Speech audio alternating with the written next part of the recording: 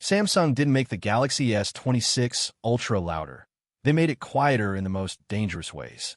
Tiny design tweaks, missing words and color names, and a few software features buried deep in One UI are hinting at a strategy shift that could affect heat, durability, privacy, and even what Samsung charges you next year.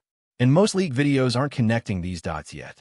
If you enjoy digging into the details, companies quietly slide past press events. Hit like, share this with that friend who overanalyzes specs for fun, and subscribe, because this channel is all about the stuff brands hope you don't notice until it's too late.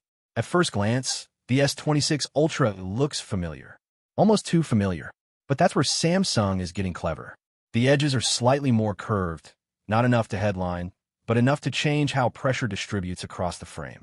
That matters because it quietly solves a long-running Ultra problem: stress fractures near the corners. The phone may look the same in renders, but it's being prepared for something heavier internally, and that becomes important in a minute. Then there's the camera redesign that most people are brushing off as cosmetic. Those floating discs around the lenses? Gone.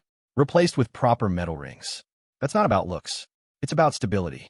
Samsung's larger sensors and heavier lens stacks have been pushing tolerances, and those old decorative rings weren't doing much structurally.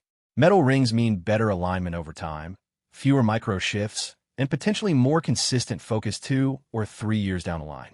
It's a fix for aging, not launch day. Now look at the S Pen slot. The tip is rounded. Small change, right? Except Samsung didn't round it for your fingers. They moved the mechanism closer to the edge, which frees internal space in a very specific area of the chassis. That space lines up suspiciously well with where battery expansion would happen. Not necessarily a bigger battery on paper, but a thicker thermal buffer. Translation: less heat concentration during sustained performance.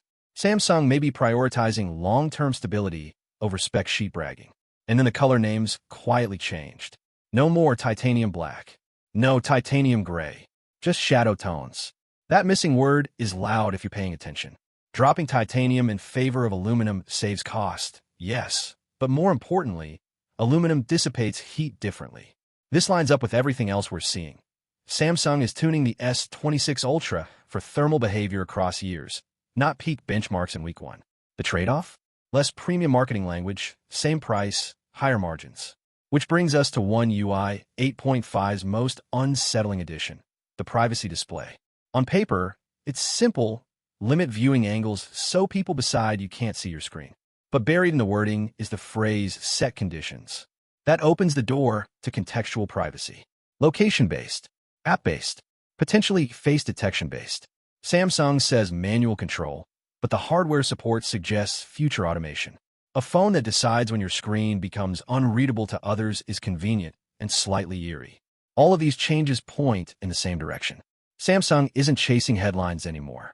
They're building a phone designed to age quietly, avoid recalls, stay cooler under pressure, and normalize features that feel optional now but unavoidable later.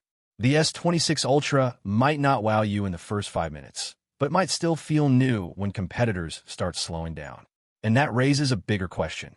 If Samsung is optimizing for longevity instead of excitement, what does that say about where flagship phones are headed next, and which missing features this phone is preparing us to accept as normal?